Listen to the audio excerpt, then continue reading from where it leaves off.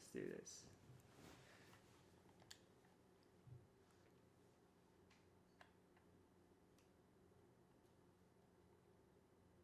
There's no signal. Still no signal. Okay. Alright. So, those of you that are listening, this is Byron. And this is Jay. So we're just going to be doing a playthrough of one of the best Super Nintendo games ever made, in my opinion, Final Fantasy VI. When I grew up with it was Final Fantasy III, but, you know, can't be picky. I actually never knew that this game really existed until I knew it was Final Fantasy VI. I was kind of a late bloomer in the Super Nintendo games. I have not tried to play this game in like a decade, so this should be fun. Oh, we got the PlayStation version going on. Yeah, like it has the cinematic scenes. I got so excited when I played it on PlayStation and saw the cinematics. I thought this was gonna happen like every single like event. Like there was gonna be a cutscene. Oh, yeah. And then I found out it was only like 2 or 3 at the most. Like here's one. So I just saw 50% of the cutscenes for this game. Oh, gotcha.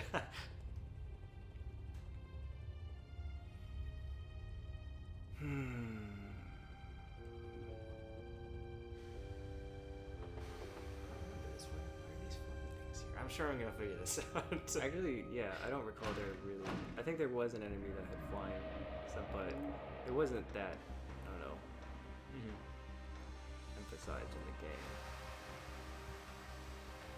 I remember back in the day, like, no one actually told you to buy this PlayStation version of it, because apparently the load times on it were just awful. Oh yeah, I actually do remember that, but I was so starstruck. I was just every load screen was like, oh my god, I love this game. Oh, by the way, speaking of which, Yes.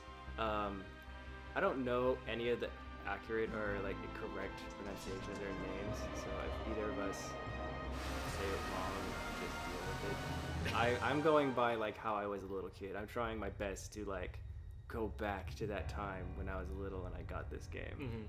So let's just get Sabin. I call him Sabin, but you know Sabin, that makes perfect sense. Sabin, I can't say I really know either.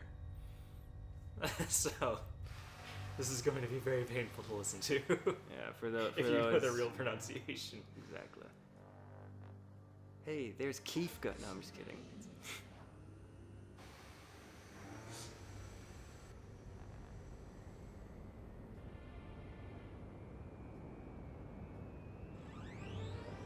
There's also like Celes. I just called her Seals, which Oh, I always thought it was Celes. Celes. Oh, that sounds good. Exactly. Do you think they'd be more like have that more involved in the game, especially since they took the time to, I don't know, put it like make it so there's like a fighting system with it and everything, a battle system. I don't know. I thought it was just a neat way to open the game up and make sure that you can't possibly die. That's true. You get a chance to mess around with all the battle and see you've got spells, and you're in a very safe environment. So it's pretty much I don't know, noob proofing the beginning. Yes. And it's kind of giving you a flavor of like how much power you can have. You can look at all this huge damaging lasers and explosions and stuff before they take it all away from you and give you a dagger and make you fight rats in a cave. And I forget, like there's like plenty of games that have done that where it's like you're super powered up, Yeah. and they just take it all. Like Castlevania Symphony of the Night did that. Yep. Metroid games, pretty much all of them do it. That's true.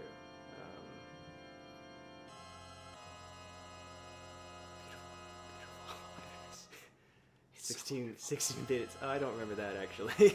Maybe that was added in for the PlayStation or Added what?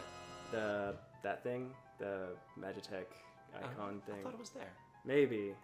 Don't. I mean, I could be. I'm 10 years since I've tried to play this game, so. Yeah, do not quote us. Anyways. Let's see. So, in case anyone's curious, I'm going to be playing in the beginning while Jay or I'll be doing the most of the main controlling at this time, Right. while Jay's gonna be controlling some of the characters during the battle times. So. I actually just found out you can do that.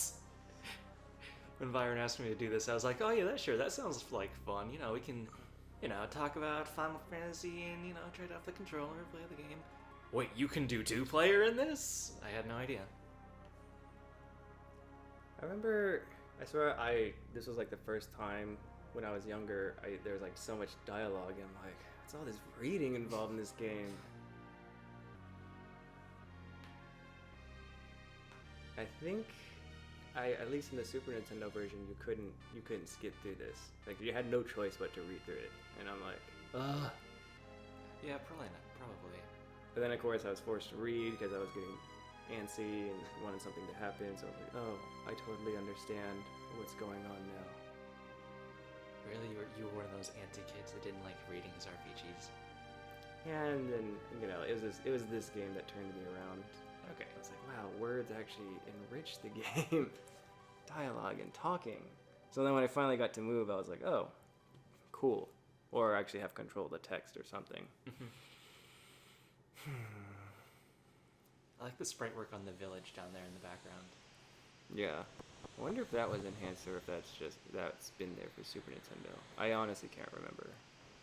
Who knows? I didn't know that they actually enhanced this. I thought that they just added the cutscenes when they made this version. Oh, I have no idea. Oh, Byron, I can. Press a button, Byron. Okay, I got it. Hard to believe. I love this exposition going on right now.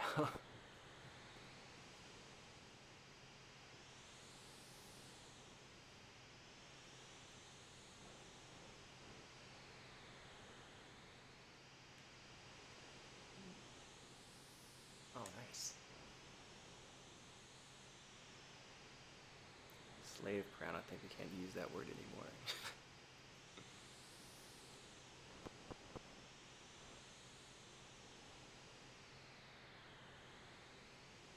See, I always thought like the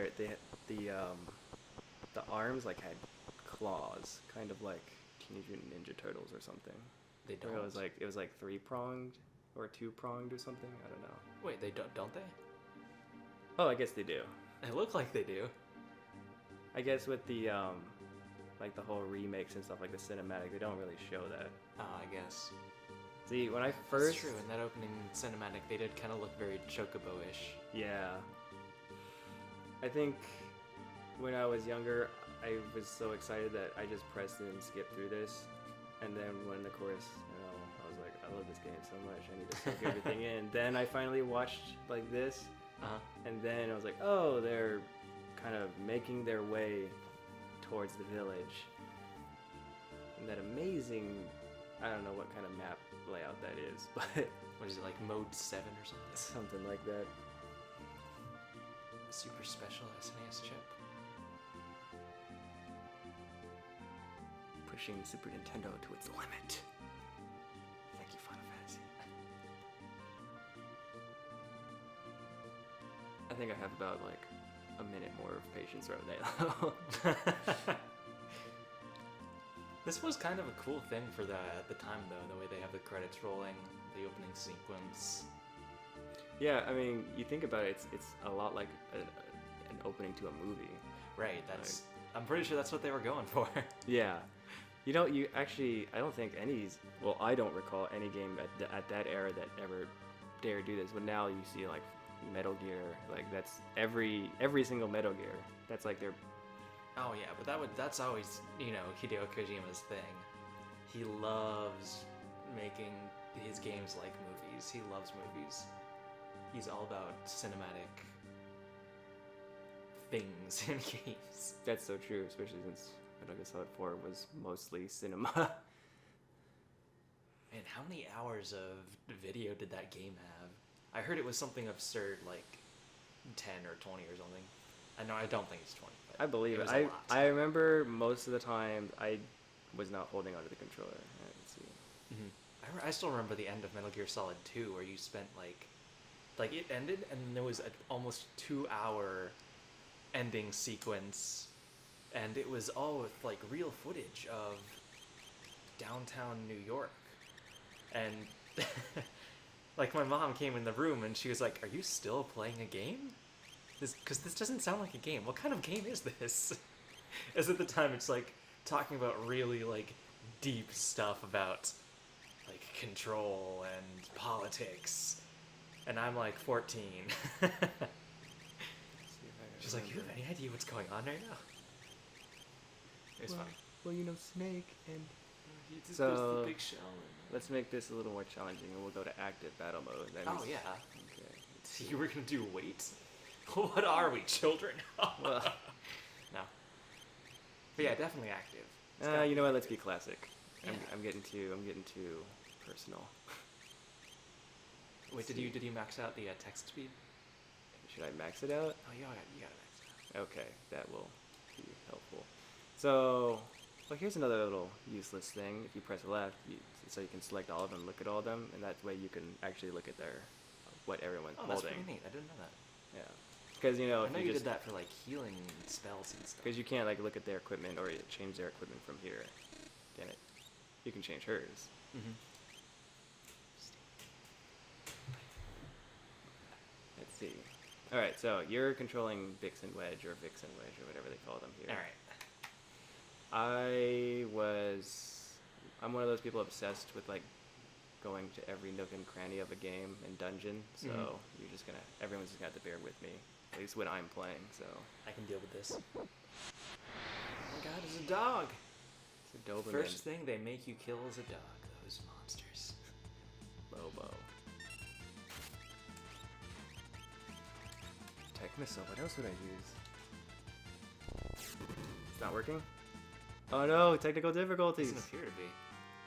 Oh, it turned off. That's Oh, why. Yep. Alright, well, that'll do the trick. There's that cinematic wait time that PS3 just couldn't Right. handle. Can I press anything? Can you press anything? I think we're stuck. Oh, there we go. Was it you or me? I think it was me. I had to press X. See, I was thinking I had to press O. that's forced hate how teamwork they right make this there. And then he ran. Alright, you're back on. Alright. Well, that's gonna be, yeah, we're gonna have to remember that next time then. Yeah. In the beginning though, I think it's just a lot of me, well no, there's multiple bad guys. Yeah, there's some bad guys to kill. Oh, here they come.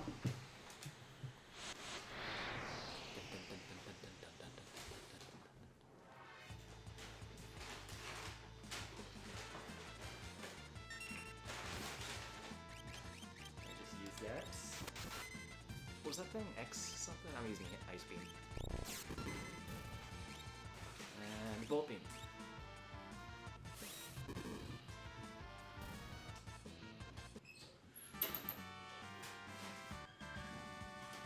$32 experience points, not bad.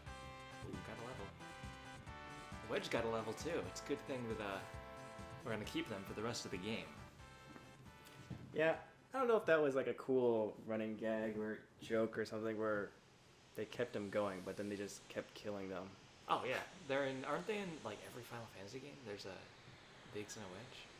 I think so. I mean, I never really paid attention or noticed them until this game, and then they were also in Chrono Trigger.